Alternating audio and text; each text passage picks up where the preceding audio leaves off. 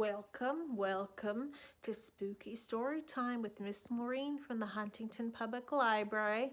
I hope you enjoy the couple of tales that I'm going to share with you, and then I hope you enjoy the craft that we're going to do next. Now, just so you know, if you hear a couple of dogs barking or playing, they're not really dogs. They're my familiars. Okay, we're going to start this spooky story time with scary stories to tell in the dark. It's a collection of tales that were brought together by Alvin Schwartz, and the drawings were done by Stephen Gamal. Now, the tale I'm going to be telling from this one is called The Big Toe.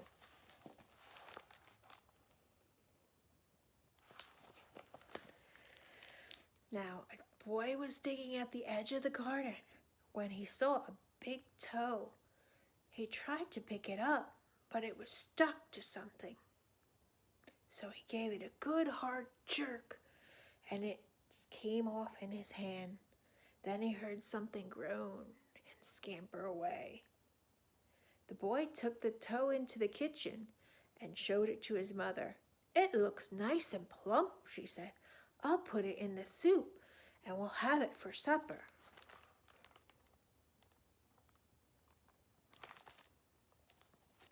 That night, his father carved the toe into 3 pieces, and they each had a piece. Then they did the dishes, and when it got dark, they went to bed. The boy fell asleep almost at once, but in the middle of the night, a sound awakened him. It was something out in the street. It was a voice, and it was calling to him. "Where is my toe?" It groaned. When the boy heard that, he got very scared. But he thought, "It doesn't know where I am. It will never find me here." Then he heard the voice once more, only now it was closer. "Where is my toe?" it groaned. The boy pulled the blankets over his head and closed his eyes. "I'll go to sleep," he thought. "When I wake up, it will be gone." But soon he heard the back door open. And again he heard the voice. "Where is my toe?" It groaned. Then the boy heard footsteps move through the kitchen, into the dining room, into the living room, into the front hall, and slowly, they climbed the steps. Closer and closer they came. Soon they were in the upstairs hall. Now they were outside his door. "Where is my toe?" It groaned. The voice groaned. His door opened. Shaking with fear, he listened as the footsteps slowly moved through the dark toward his bed. Then they stopped. "Where is my toe?" the voice groaned. "You've got it!" I hope you enjoyed that. But the big toe also has another ending.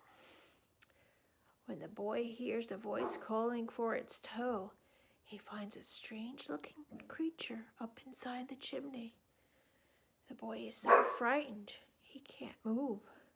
He just stands there and stares at it.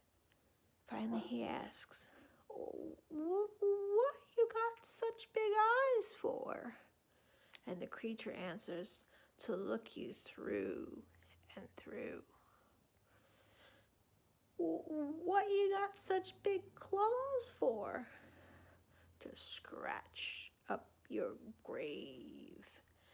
"What you got such a big mouth for?" "To swallow you whole." What you got such sharp teeth for? To chop your bones! Now I hope you like that little short tale there. And now we're going to move to a ghost story. Kate Culhane, a ghost story by Michael Haig. So let's see about this ghost.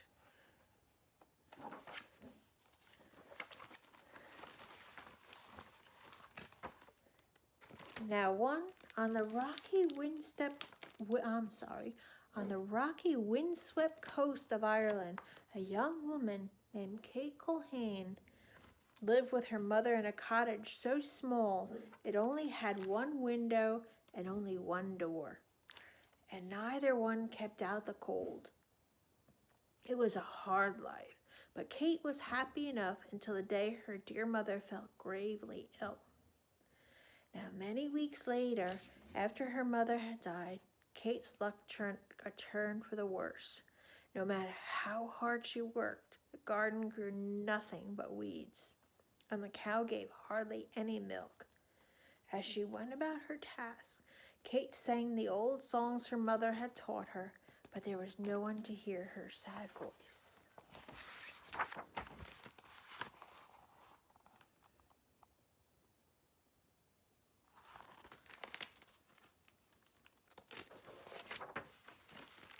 At the end of each day, Kate would make her way to the churchyard and tend the flowers on her mother's grave. "Oh, Mother," she said one day with a sigh, "it's terribly hard being lonely. If only I were married, at least someone would share my troubles." And Kate remembered the dark-haired young man who had caught her eye just the day before, and the smiles they had shared across the village square. But his father was a rich merchant who had scolded his son for looking at a girl with no family and no dowry.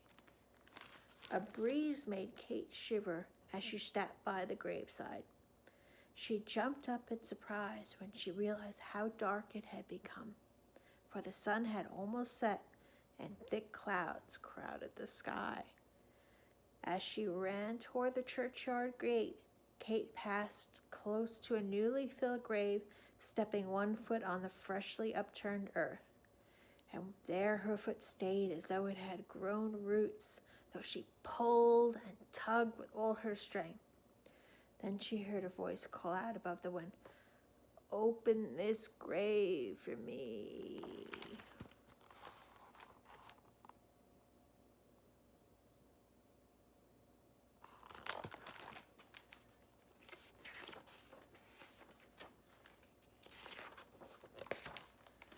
The voice made Kate's bones cold with fear, but there was a shovel lying by the grave, and to her horror, her hands reached for it, and she began to dig. The more she dug, the darker the sky grew, and the louder the wind howled in the trees. At last, Kate's shovel clattered on the wooden coffin, and the voice cried loudly, "Open the lid! Open the lid!" As though Kate had no will of her own, she knelt and pulled open the coffin lid, and a dead man climbed out of his grave. When he spoke, his voice was just a whisper, cold as clay and hard as stone. Kate thought she could hear in it a loneliness as deep and black as the sea. "Take me on your back," he told Kate, "and carry me to the village." "Oh, no," said Kate, her teeth chattering with fear. "You're a grown man. I could never carry you so far."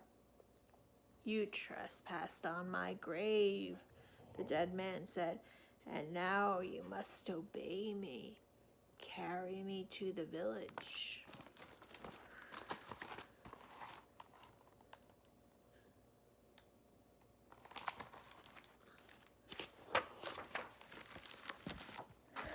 Kate had no choice but to bend her back and let the dead man clamber on, though his weight was as heavy as a sack of stones.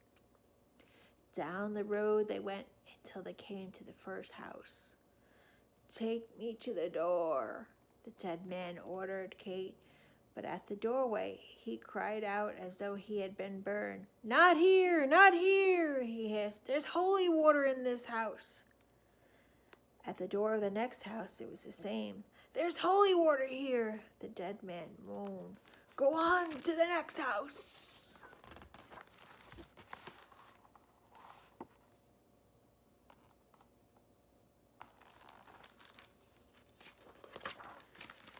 Kate looked up and saw that the next house was a fine one, with tall windows and 3 chimneys and a great wide door. She knew it was the house of the young man who had smiled at her across the village square. "Oh, no," she said, "I know that house. There's holy water there for sure." "I smell no holy water," the dead man said. "Take me there." "I can't," Kate cried. "My bones are breaking with your weight." "Take me there," the dead man insisted. So Kate staggered to the 3rd house, though her heart was full of dread. "I must have food," the dead man groaned as the door of the house shut behind them. "Bring me something to eat." Kate took him to the kitchen and set him down in a chair by the fire. But the only food Kate could find was a handful of dry oatmeal in a bowl. She set it down on the table in front of the dead man. "I cannot eat this," he said. "There's nothing else," Kate said. "Then find a good sharp knife," he said, "and bring it here."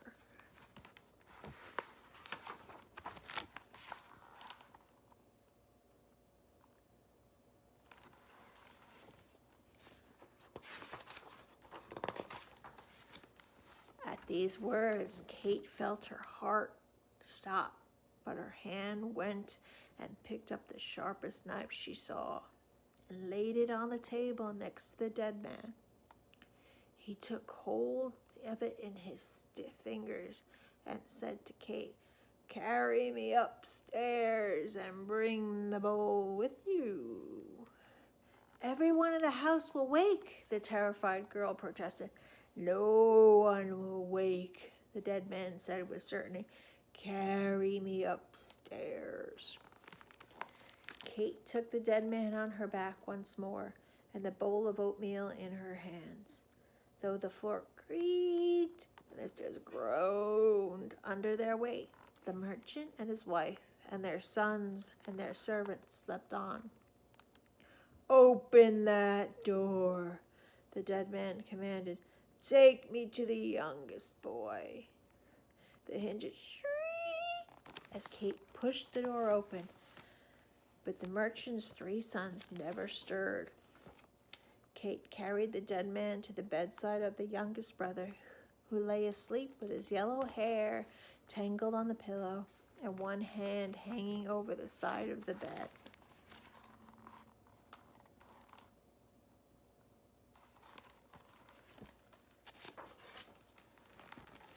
"Hold the bowl," the dead man told Kate, "under his hand." With the knife, he made a deep cut in the youngest brother's finger, and drops of blood splashed down into the bowl of oatmeal that Kate held. When no more fell, the skin of the young man's hand was white as milk. Then Kate was made to hold the bowl beneath the hand of the second brother, who lay with his brown hair hidden underneath the blankets. His hand turned white as paper after the dead man had drawn his blood.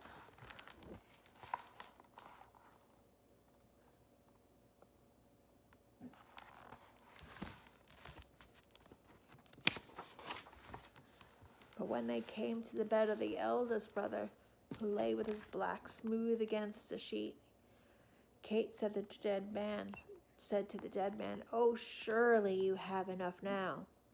"Hold the bowl beneath his hand," the dead man said.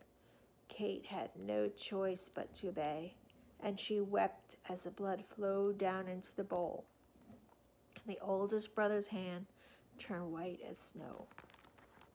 Then she carried the dead man down into the kitchen again. As he ordered to, she cooked the oatmeal together with the young man's blood and fixed 2 plates of it.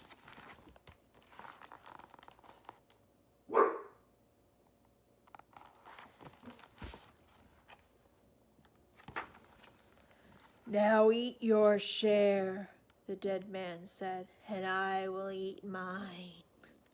Before she lifted the spoon to her mouth, Kate tied a scarf around her neck.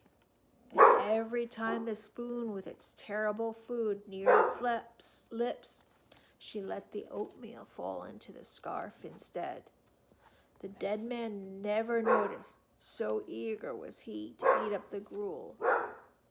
"Have you finished yet?" he asked Kate as he licked his spoon clean. "I have," Kate said, and she untied the scarf from around her neck and dropped it quietly beneath her chair. "Then you must carry me back to my grave," said the dead man. "I'll never be able to do it," Kate protested. "My back was nearly broken carrying you the first time." "You are stronger now that you've tasted my food," said the dead man. "Carry me back to my grave." So Kate took the dead man on her back again and carried him outside. "Walk quickly," the dead man urged. "I must be in my grave before daylight comes."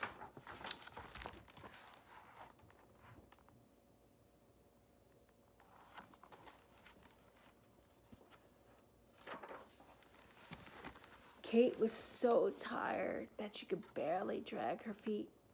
But the dead man's voice was stronger now that it had eaten the blood of living men. "See there," said Kate. "Do you see what's in the corner of the field?" "I see a pile of the stones, no more," said Kate, gasping for breath. "There is more, all the same," the dead man said. "That's where I buried all my gold before I died. No one will find it now." He laughed, ha ha, and the sound was like dry leaves rattling together in the cold wind. Of all she had seen and heard that night, Kate thought the laughter of the dead man was the worst of all. She wanted to cover her ears, but instead she drew in her breath and spoke. "That's a great secret you've told me," she said. "It is," said the dead man, "but no harm will come of it." "Tell me another one, then," said Kate. "Is there any cure for young men whose blood you drew?" The dead man laughed again. "There was," he said, "but no longer. If they could have tasted the oatmeal made with their blood, they would have lived again.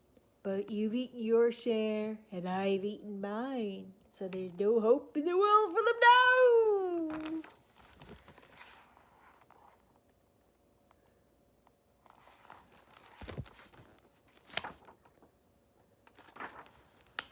When she heard that, Kate stopped walking and turned her head as if her ear had caught a sound. "Listen," she said. "I heard the cock crow. It's nearly dawn." "No," said the dead man. "It's only a mouse caught in an owl's claws. Now hurry on." But when they came to the stone wall at the field's edge, Kate stopped again. "Did you hear that?" she asked. "Surely that was a cock crowing for the sun." "Nonsense," said the dead man. "It's only a cow calling for her calf. Make haste." Kate opened the gate and entered the churchyard. "Put me in the coffin," the dead man insisted. "Waste no time." Kate knelt at the edge of the open grave and laid the dead man in his coffin. But as she reached to shut the lid, his hand first clawed at her dress and then closed over her wrist, cold and hard as a touch of iron. "You won't leave me so easily," the dead man said, grinning. "You won't leave me so easily," the dead man said, grinning at Kate with his rotten teeth. "You've tasted my food, and now you must lie in my grave with me." "I never tasted your food," Kate cried, clawing at his fingers. "I tricked you. I never ate a bite." "It doesn't matter," the dead man hissed. "I've told you where my gold is buried, and now you will lie in my grave with me."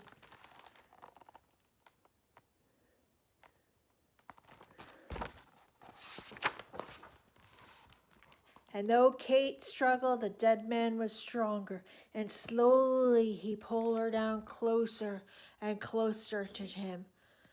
Just as Kate felt herself slipping into the grave, she heard a sound from across the field. "There!" she shouted in triumph. "That is the cock crowing for the dawn." With a howl of rage, the dead man fell back, and Kate slammed the coffin lid shut. Then she hoisted herself out of the grave and ran as fast as she could out of the churchyard and down the road.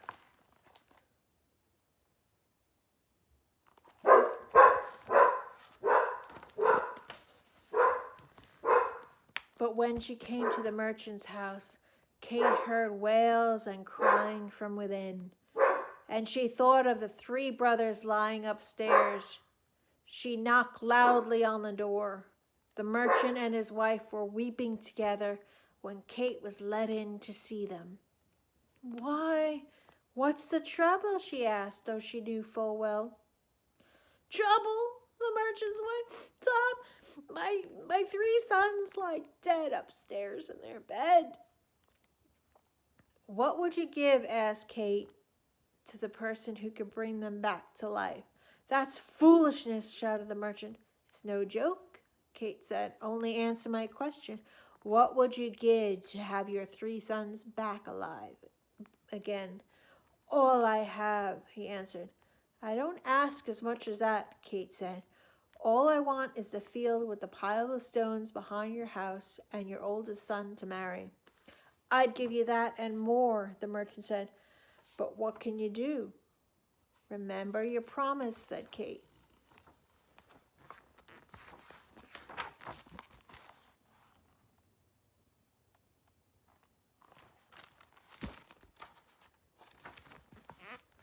In the kitchen, Kate found her scarf lying underneath the chair, and upstairs she found the 3 sons lying in their beds.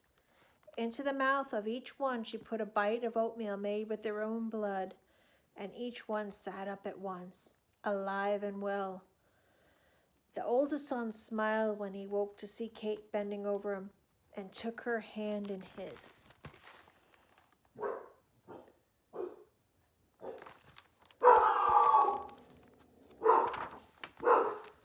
The couple was married not many weeks later.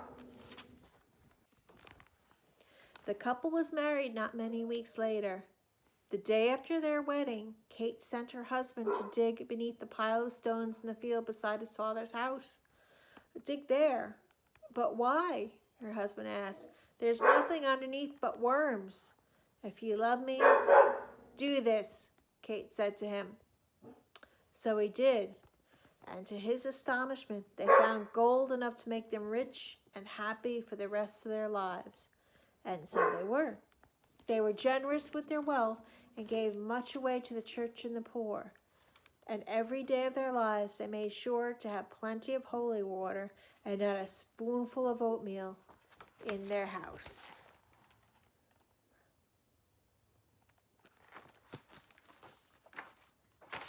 I hope you enjoyed that ghost story. Now we're going to go over and do a little craft, and I hope you enjoy that as well. So here we are, ready to do our craft. So there's a finalize of one of my crafts that I've done. I hope you like my mummy, although some people might say he's a ghost, but I did a mummy. But whichever you prefer to call him, I'm sure he does not mind. Now, for this craft, you'll need glue. I'm using a glue gun, but a regular glue is fine as well. But I used a paint stirrer stick which is this right here. Or you can use a popsicle stick. You can use a clean stick from outside in your yard.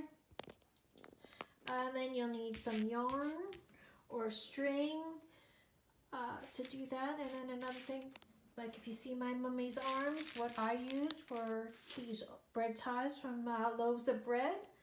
And you can use felt too, because on this one another one that I made, I started it thinking he'd be a skeleton, but she looks more like a striped cat to me, or perhaps that character from Beetlejuice, you know, that snake. And you can use felt.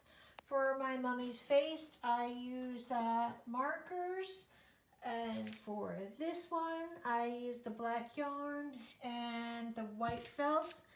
Now, if your yarn is in pieces, like these are 3 different long pieces, and I had other pieces, you can just tie them in a knot, or you can just wrap them until they're done, and then continue with the other one. So let's start with the next, I will show you how I started this one. Okay, so be sure to ask your grown-up where you can find these things. So again, you just need any kind of stick. It could even just be a popsicle stick if you have one around. It could be a stick that you find in the yard, though they'll make sure you clean it off. And any type of string or yarn and some glue. So what I'm first going to do here is I'm going to just tie a little bit here at the beginning. Just a place to start.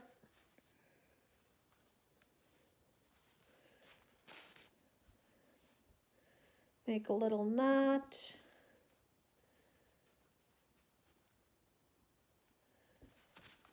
As you can see, it's not quite at the top, so that doesn't matter. Don't worry about that, because you can wrap back around up and go back. Now I leave about 1 inch at the bottom here, just as you can see with my mummy. So just something to hold on to. Makes it a little bit easier. Now while you do the glue, if you're going to use glue, and you don't have to use glue if you're just using yarn, you can just keep wrapping, and that's fine, and that'll work as well. I would just use glue on one side and just use a little bit of glue right at the beginning there. And then just wrap where the glue is. Again, just have glue on one side. And remember, when you use glue, it does take a little bit of time to dry, so you have to be patient with glue. So you're just going to keep wrapping. See how I'm doing that? And again, the glue is just on one side. And just wrap a little bit there. And it can get tangled like that, and you just work it through when you get to that point. And just keep wrapping, just keep wrapping. Okay, I finished where that glue is there, so I'm just going to add a little bit of glue. Again. And just keep wrapping. So I'm going to keep doing that, and I'll come back when I finish wrapping. Okay, so here's what it looked like after I finished all my wrapping and all that. And I might create a little witch's hat with the black felt, or maybe even create the witch's hat with the green felt, because I think the green and the violet would go nicely. Again, this was Miss Maureen with the Huntington Public Library, Youth and Parent Services Department, and I hope you enjoyed making your craft. And my little Mummy says goodbye too, and I will see you at the library. Happy Halloween. Take care. Bye-bye.